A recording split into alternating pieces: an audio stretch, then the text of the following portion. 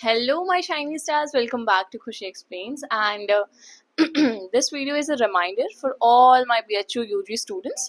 ठीक है, जिन्होंने भी रजिस्टर किया था, मैं रिमाइंडर दे दूं आपको आज और कल। ये 2 दिन आप करेक्शन विंडो में, मतलब आज और कल के लिए करेक्शन विंडो ओपन है। ठीक है, जो भी भूल गया हो, क्योंकि मैंने बहुत पहले बताया था तो आप भूल गए होगे, जाहिर सी बात है। ठीक है, तो आप करेक्ट कर लेना चीज़ें। आज और कल तक का आपके पास टाइम है, आप क्या क्या सही कर सकते हो, क्या क्या नहीं, मैं वो भी बता देती हूँ। देखो, आप कोई भी पर्सनल डिटेल्स या नंबर या फिर एड्रेस या फिर ईमेल, ये सारी चीज़ें नहीं चेंज कर सकते हो, ना ही एकेडमिक्स डिटेल।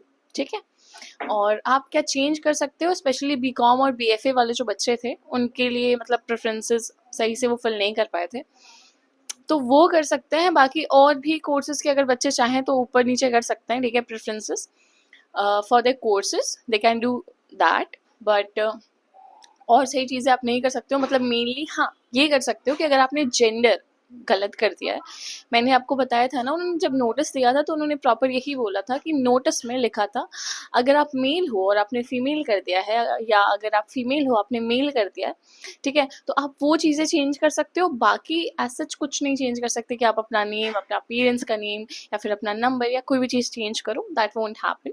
ठीक है, because those are the basic things.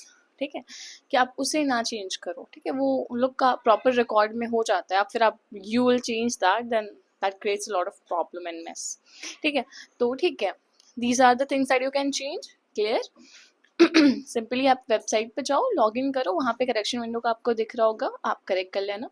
और मैं बता दूँ कि आपका फर्स्ट, सेकंड, थर्ड और फोर्थ राउंड की डेट भी आउट है। 8 को फर्स्ट राउंड का है, 11 को सेकंड राउंड होगा, 14 को थर्ड राउंड होगा और 18 को आपका फोर्थ राउंड होगा। ठीक है, ये चारों राउंड होंगे। नेक्स्ट चीज़ जो मुझे बतानी है आपको, वो है परफॉर्मेंस बेस्ड टेस्ट के बारे में। ये सिर्फ बीपीए, बीएफए और स्पोर्ट्स कोटा वाले बच्चे देंगे, मतलब उनका परफॉर्मेंस बेस्ड टेस्ट होगा। ठीक है, और ये कौन से डेट को होगा वो भी मैं आपको बता दूं। ये 13 से लेकर 16 तक होगा। ठीक है, इतने दिन के लिए होगा, वो कर सकते हैं। ठीक है, तो अभी के लिए यही मुझे आपको अपडेट देनी थी कि जो आप मिस ना करो या आप ना भूलो। ठीक है, बाकी प्लीज डू नॉट जज me, my health is not good at all, but it's like कि it is my duty to inform you guys. ठीक है, क्योंकि हो सकता है अगर आप भूल जाओ या लेट हो जाए तो बहुत ज़्यादा दिक्कत हो जाएगी आपको, तो I do not want that. ठीक है, और उसके अलावा अब हर एक चीज़ देख लेना सही से। प्रेफरेंस को एक बार मैं आई वुड रिकमेंड कि एक बार कॉपी पेन लेके बैठो।